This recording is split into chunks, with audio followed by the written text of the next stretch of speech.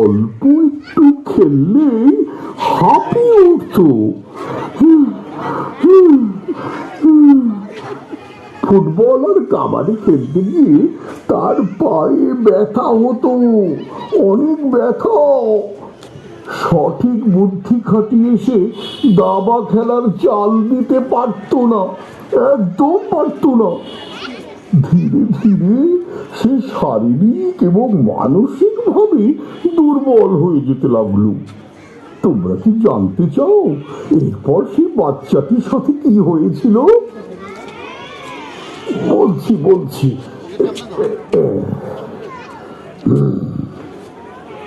এবার তবে মনোযোগ দিয়ে শোনো কিন্তু। বাচ্চাটির বাবা মা চিন্তিত হয়ে তাকে ডাক্তারের কাছে নিয়ে গেল।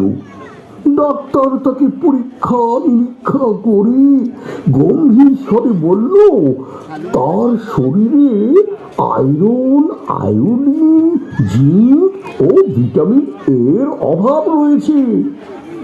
এই সকল উপাদানের ঘাটতির জন্য তার শারীরিক সুস্থতা এবং মানসিক বিকাশের ঘাটতি হচ্ছে, যার ফলে সে অল্পতে ক্লান্ত ও দুর্বল অনুভব করে এবং পড়া মনে রাখতে পারে না। হ্যাঁ, পড়া মনে রাখতে পারে না। এবার বাচ্চাটির বাবা মা খুব চিন্তায় পড়ে গেল।